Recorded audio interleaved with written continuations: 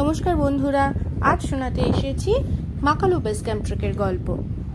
Covid পিরিয়ডে দীর্ঘ প্রায় 2 বছর ঘরবন্দি থাকার পর 2021 সালের সেপ্টেম্বর মাসে বিশ্বদীপ ও তার বন্ধু রামকৃষ্ণদা নতুন উদ্যম নিয়ে হিমালয় দর্শনে বেরিয়ে পড়েছিল।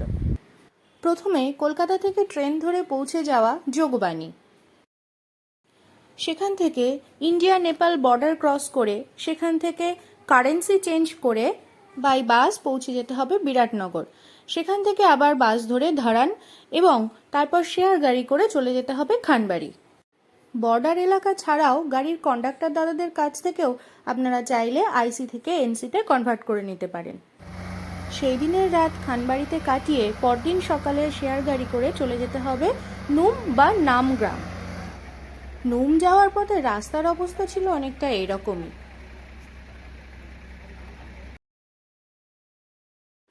নুমে পৌঁছে সেই দিনই ট্রেক করে সেদুয়া গ্রামে পৌঁছানোর সিদ্ধান্ত নেওয়া হয়, কিন্তু সেদিন সেদুয়া গ্রামে আর পৌঁছাতে পারেনি।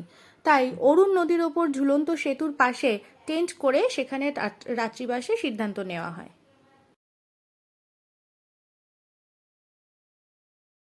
এই হলো সেদিনের রাত্রিবাসের জায়গা।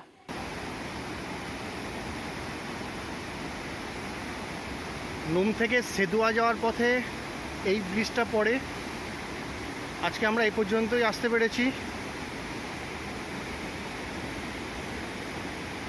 ঠিক এর পাশেই আমাদের আজকে টেন্ট করা।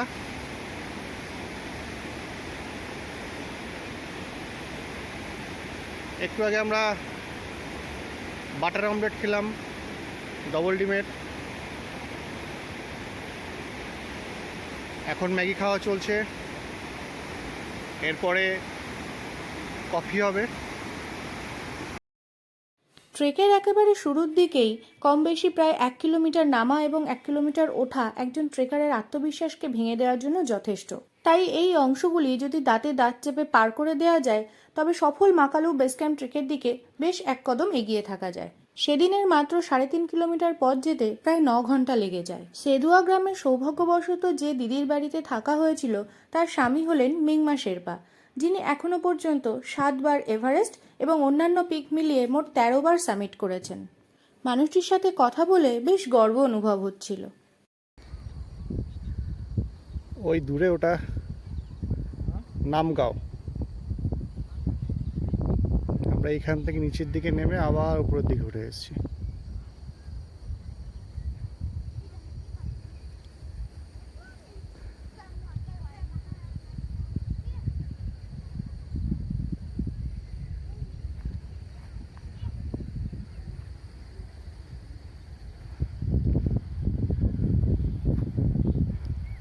আমরা ওই সবুজ টি হাউসটাতে আজকে আছি।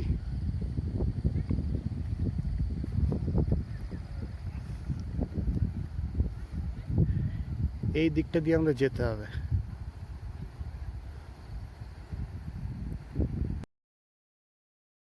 মাত্র 200 টাকা পার হেড খরচে সেই রাতের খাওয়া দাওয়াটা কিন্তু বেশ হয়েছিল।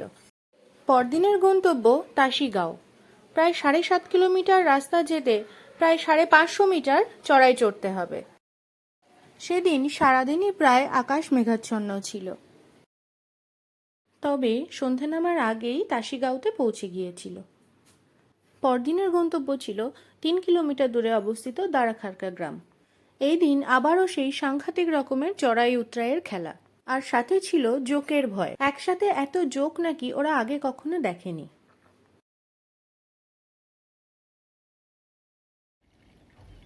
পরদিনের সকাল ছিল এমনই মনোমুগ্ধকর, কিন্তু সেই দিন ছিল এক রাশ মন খারাপ। অত্যাধিক উচ্চতার জন্য চলার গতি কমে গিয়ে পূর্বের দিনপঞ্জি মেনে ট্রেকটি করা যাবে না বুঝে অফিসে নির্ধারিত ছুটি পেরিয়ে যাওয়ার আশঙ্কায় বিশ্বদীপের বন্ধু ফিরে যাওয়ার সিদ্ধান্ত নেয়। আজকে সেপ্টেম্বর মাসের 19 তারিখ 2021 সাল। আজকে সকালে রামদা চিড়ে তো হয়নি, ছোলা আর ম্যাগি দিয়ে ব্রেকফাস্ট করছে। রামদা, তুমি আজকে ফিরে যেতে হচ্ছে তোমার কেন? আজকে তুমি ফিরে যাবে বললে। অ্যাকচুয়ালি যেভাবে ভেবে আসা হয়েছিল 12 থেকে 13 দিন লাগতে পারে, কিন্তু এখানে রাস্তার পরিস্থিতি অনুযায়ী বোঝা যাচ্ছে প্লাস আবহাওয়ার জন্য 17-18 দিন লাগতে পারে। যেহেতু আমার ছুটিটা কম শর্ট, সেজন্য আমাকে ফিরে যেতে হচ্ছে ডেনপি থেকে। দাঁড়াখারখা থেকে ফিরে দাঁড়াখারখা যেতে থেকে। হচ্ছে। আচ্ছা, তার মানে ছুটি আর 5-7 দিন যদি বেশি থাকতো তোমার হাতে তাহলে একদম, হয়ে একদম, যেত। একদম একদম। আচ্ছা আচ্ছা, তাহলে এখন তুমি একাই ফিরে যাচ্ছ আমি তাসিগাঁও সেদুয়া নুম হয়ে কলকাতা ফিরে যাচ্ছ। হ্যাঁ। আচ্ছা, অর্থাৎ এর পরের পথ চলা বিশ্বদ্বীপের একার। সেদিন ট্রেক করে পৌঁছায় 2.5 কিলোমিটার দূরে অবস্থিত খোংমাডান্ডায়। পরদিনের গন্তব্য 5 কিলোমিটার দূরের থুলোপোখরি। এই পথে পড়বে ঘুংরুলা ও শিপটনলা। এছাড়াও আছে শানোপোখরি।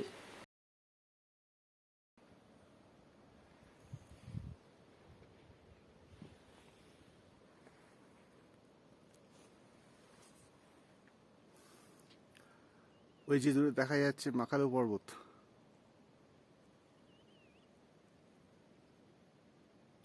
আমি যাব মাকালু বেস ক্যাম্প।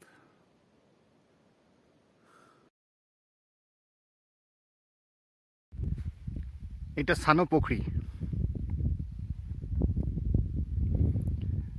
ডান দিকটা মেঘের জন্য ঢেকে রয়েছে, ভালো বোঝা যাচ্ছে না। শানোপোখরির পরেই আছে শিপটনলা। বিখ্যাত পর্বতারোহী এরিক শিপটনের নামানুসারে এই পাসের নামকরণ করা হয়েছে।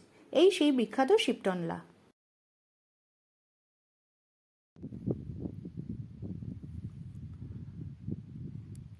কালকে আমি এই রাস্তা দিয়ে যাব।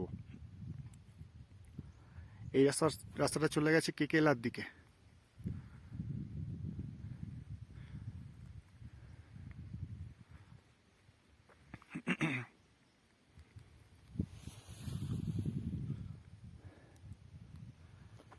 এই যে ঠুলো পুকুরি বা কালো পুকুরি, একটা পবিত্র লেক। ওই রাস্তা ধরে এসেছি।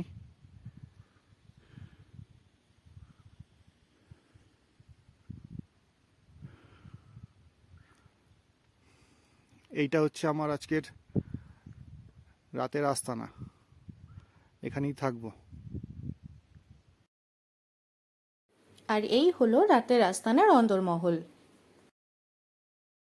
পরদিন থুলোপোখরিকে পিছনে রেখে এগিয়ে চলা এই কেকেলায়ের উদ্দেশ্যে। এই পাস অতিক্রম করে কিছুটা এগিয়ে যাওয়ার পরেই প্রথম সাক্ষাৎ হয় বরুণ নদীর সাথে। সেদিনের রাত্রিবাসের ব্যবস্থা হয় পেমাথাং টি হাউসে। এখানে তেনজিংয়ের সহায়তায় দীর্ঘক্ষণ চেষ্টার পর অতি অল্প সময়ের জন্য বাড়ির সাথে যোগাযোগ করতে পারে।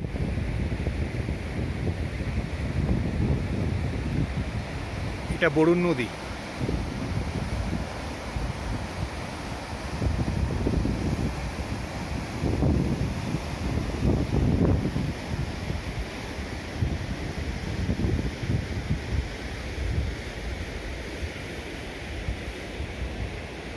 আমি আজকে এই টি হাউসে আছি রাত্রিবেলায়। এখান থেকে কথা বললাম বাড়িতে।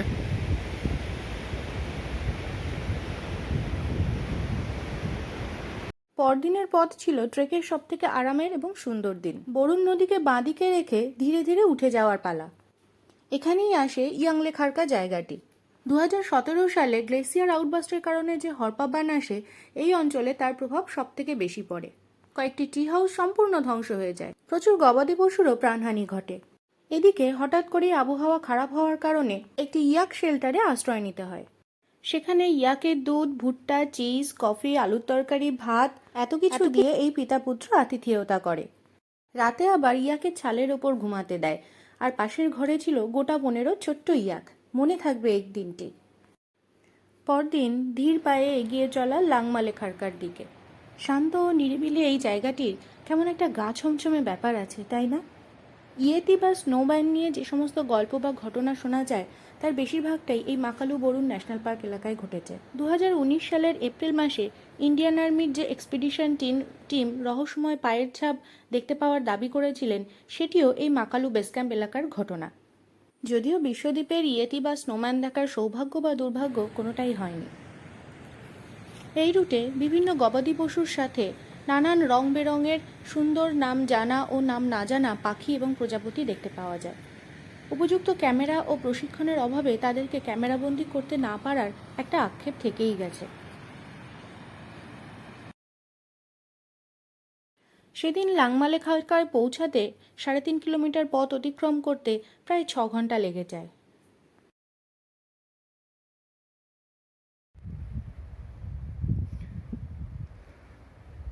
এই জায়গাটার নাম লাংমালে খারখা। দূরে দেখা যাচ্ছে রাস্তা, ওই রাস্তা ধরে আজকে এসছি। কুয়াশায় চারিদিকটা ঢেকে যাচ্ছে।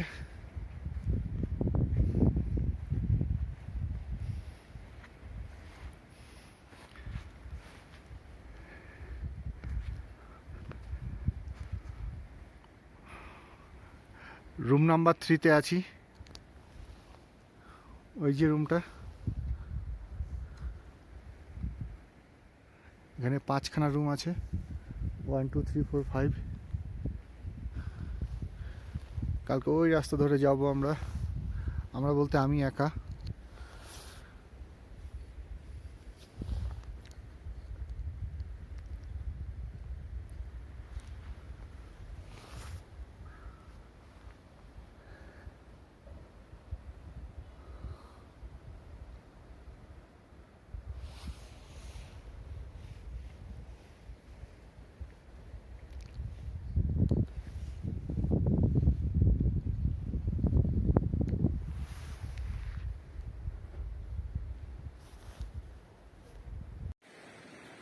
পরদিন বরুণ নদীকে পাশে রেখে 8.5 কিলোমিটার রাস্তা অতিক্রম করলেই পৌঁছে যাওয়া যায় মাকালু বেস ক্যাম্প। দূর থেকে মাকালু বেস ক্যাম্পকে দেখেই মুখে একটা চওড়া হাসি ফুটে উঠেছিল বিশ্বদীপের। স্বপ্ন সফল করতে আর মাত্র কয়েক স্টেপ বাকি। এই যে মাকালু শৃঙ্গ, তার ঠিক নিচে এখানটায় বেস ক্যাম্প।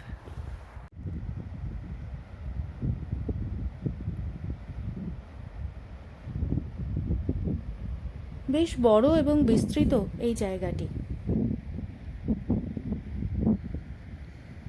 এই বেস ক্যাম্পে বেশ কতগুলি টি হাউস আছে। এছাড়া টেন্ট পেতে ক্যাম্পিং করেও আপনারা থাকতে পারেন।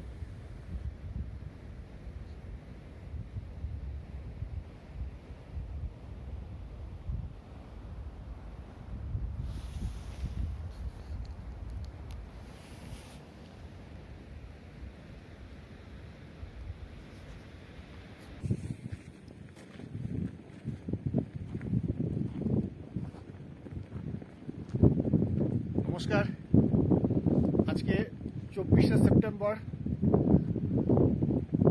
আমি বেরিয়েছিলাম বাড়ি থেকে 13 সেপ্টেম্বর, আর 11 দিন পরে আজকে মাকালু বেস ক্যাম্পে এসে পৌঁছেছি।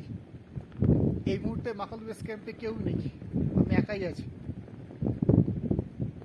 তো সব থেকে ভালো লাগছে, যেটা আমার স্বপ্ন ছিল সেটা পূরণ হলো। কষ্ট হয়েছে খুব, তা সত্ত্বেও এসছি। মনে পড়ছে বাড়ির সবার কথা, মেয়ের কথা। মেয়ের নাম দিয়া, ভালো নাম প্রার্থিতা। তো মেয়ের একটা স্মৃতি আমি সাথে করে নিয়ে এসেছিলাম।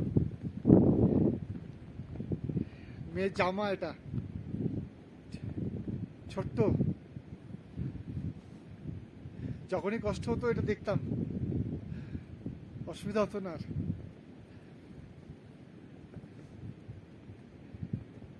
এটা আমাকে শক্তি দিয়েছে অনেক,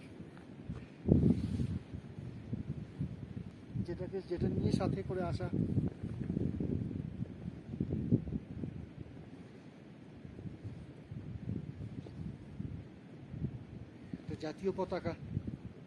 জাতীয় পতাকাকে আমি এ পর্যন্ত নিয়ে আসতে পেরেছি, এটাই আমার কাছে গর্বের।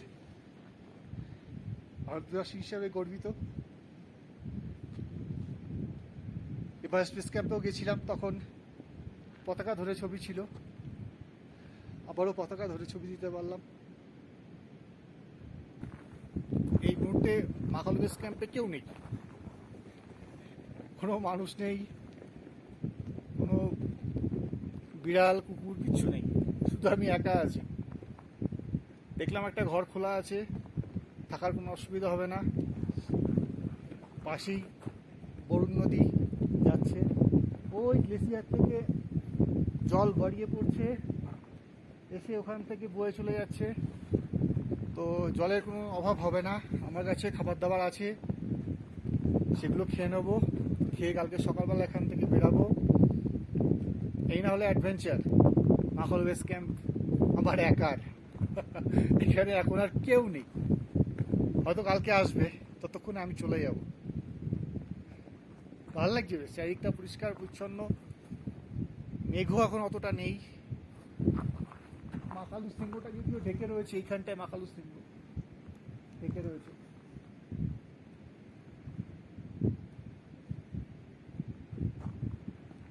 এই মাকালু সিংহের সঙ্গে অনেক স্মৃতি জড়িয়ে আছে। আমাদের কলকাতায় বিখ্যাত মাউন্টেনার দীপঙ্কর দা, উনি মাকালু সামিট করে নামার পথে মারা গেছিলেন। বড় বেদনাদায়ক, খুব কষ্টের।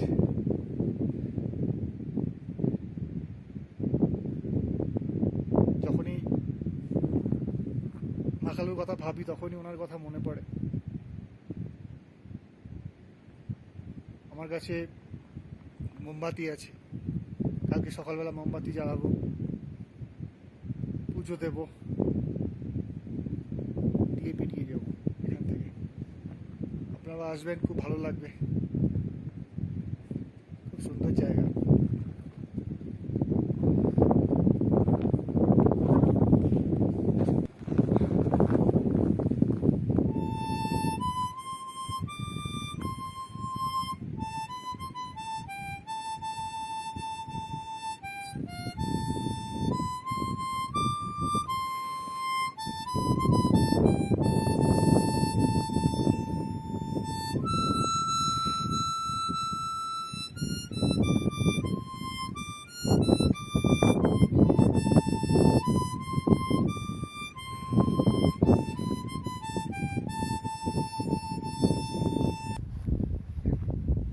পরদিন সকালের ওয়েদার ছিল তুলনামূলক পরিষ্কার। বিশ্বদীপ এদিন কিছুটা উপরের দিকে উঠে ঘুরে আসে। এবার যে মাকালু শৃঙ্গকে প্রণাম জানিয়ে ফিরে যাওয়ার পালা।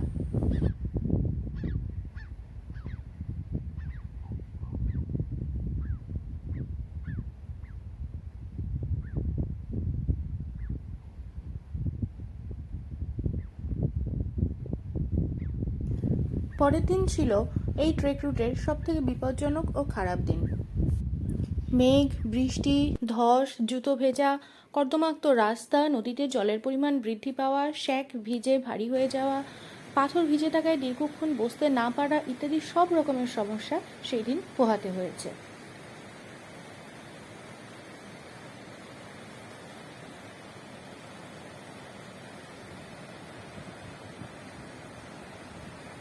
ওই দিন ইয়াকখারকা পেমাথাং পেরিয়ে বিশ্বদ্বীপ পৌঁছে যায় দোবাতে। এই জায়গাটার নাম দোবাতে। এখন বিকেল 3:30 বাজে, কিন্তু টি হাউসে কেউ নেই, আমি একা ওয়েট করছি।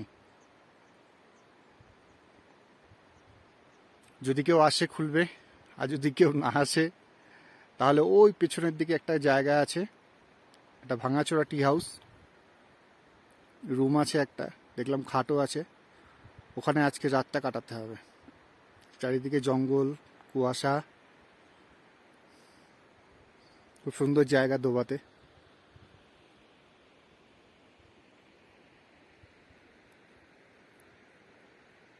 পরদিনের গন্তব্য কোংমাডান্ডা। একদিনে 4000 মিটারের বেশি উচ্চতায় অবস্থিত পরপর 3টি পাসকে একবারে অতিক্রম করা বেশ কষ্টকর।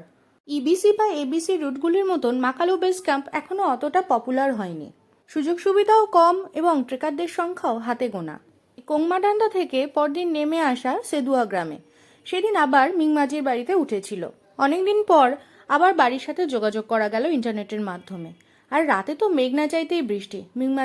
মিংমাজির স্ত্রীর হাতে তৈরি গরম গরম ডাল আর ভাত আর চিকেন কষা।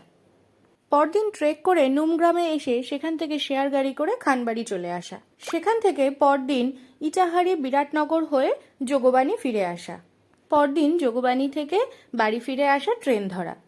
এই মাকালু বেস ক্যাম্প যাওয়ার সম্পূর্ণ রাস্তাটি রেস্ট্রিক্টেড এরিয়ার মধ্যে পড়ে না, তাই গাইড পোর্টার নেওয়াটাও বাধ্যতামূলক নয়, তবে প্রয়োজনে অবশ্যই নিয়ে নেওয়া উচিত। মাকালু বেস ক্যাম্প ট্রেলের দ্রুত পরিবর্তনশীল আবহাওয়ার কথা মাথায় রেখেই তাহলে দ্রুত প্ল্যান করে ফেলুন এই ট্রেকটি। আজকের ভিডিওটি কেমন লাগলো অবশ্যই জানাবেন কিন্তু বন্ধুরা। তাহলে আজকের মতো টাটা, দেখা হবে পরের ভিডিওয়ে।